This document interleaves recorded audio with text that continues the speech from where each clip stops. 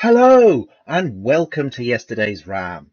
I'm Computer Bob and I'll be testing cheap second-hand computer hardware and benchmarking its gaming performance. Today we have an AMD Phenom 2 X4 980 released in 2011. It's a 4-core 4-thread processor running at 3.7 GHz. This system was donated to the channel, so a big thanks to BeastDude for the donation. At the time of this video, you can pick up a second-hand Phenom 2 for less than 20 Great British pounds. But of course, you'll need a compatible motherboard to install it on. This CPU is missing some instruction sets supported by later processors, such as Streaming Simd Extensions 4.1, 4.2 and AVX. I believe this is the reason why I couldn't run any game released after 2016 from my library. First up, some benchmarks. I'm using Cinebench R23 to test the Phenom's raw processing power. The Phenom scores 514 points in the single-core test. This puts the Phenom single-core performance above the X5650, but the Phenom does have a gigahertz clock speed advantage. For multi-core performance, the Phenom scores 1,981 points, putting it at the bottom of the list. It is, however, being compared to much newer CPUs. Here's the Cinebench results for single-threaded and multi-threaded performance. We'll be adding CPUs so we can compare different processors. For a graphics benchmark, I'm using Heaven 4.0 and our system delivers 45.3 frames per second at 1080p resolution. Settings on screen now. It scores 1,142 points. We'll be keeping this result on file for future comparisons. Here's a look at the games we'll be testing on this system. I'm using MSI Afterburner to benchmark at 1080p. We're recording the average frame rate as well as the 1% and 0.1% lows. The 1% and 0.1% lows are a measure of consistency. Low scores, measured in frames per second or FPS, indicate delays in rendering the image on screen, which can result in stuttering and pausing during gameplay. The closer the 1% and 0.1% lows are to the average frame rate, the smoother the gameplay will be. The video clips are from the sections where I ran the benchmark, but recorded separately to avoid any impact on performance. First up is Skyrim, released in the same year as this processor, 2011, and I think this system should have no problem with this title, as the 7850, a mid-range graphics card, came out the following year in 2012. As Skyrim has no inbuilt benchmarking tool, I benchmarked the opening sequence. I've also disabled the 60 frames per second cap to see how fast this card can go. In Skyrim, this system delivers a plus 60 average frames per second experience at these settings, and gameplay should be relatively smooth.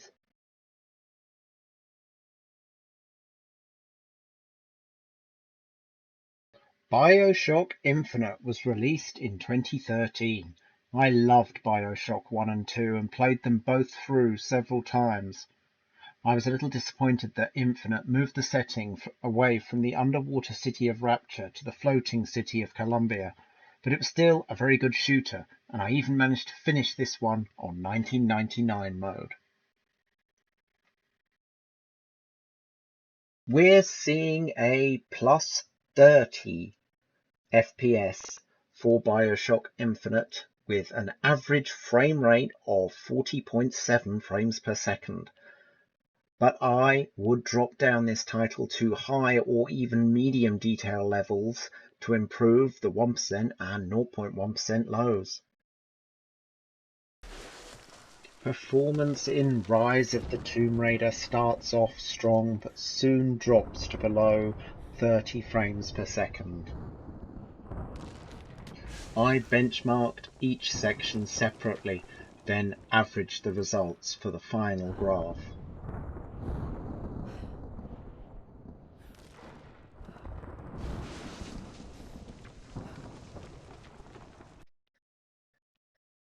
We are seeing a plus 30 FPS for average frame rate, but only just. I would drop this down to the low preset or reduce the resolution to improve the average frame rate and the 1% and 0.1% lows. 2015's Arkham Knight needs more VRAM.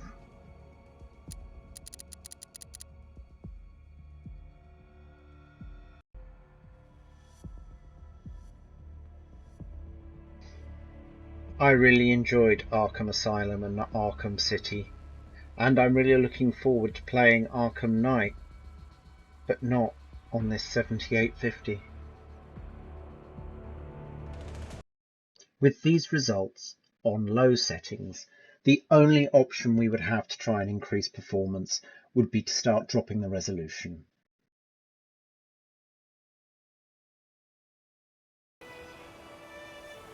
I've tossed a coin to my Witcher 3 from 2015 and was extremely surprised at how well it ran. While the average FPS is around 30, it was a relatively smooth experience. I found The Witcher 3 to be a very enjoyable experience on this system with an average frame rate of 30.5 frames per second. I didn't see any stuttering or pausing that would make me consider dropping settings down to low or lowering the resolution. Oh, what a lovely Battlefield 1. On this title, it appears we are limited by our processor, as CPU usage frequently hits 100%, while the GPU remains underutilized.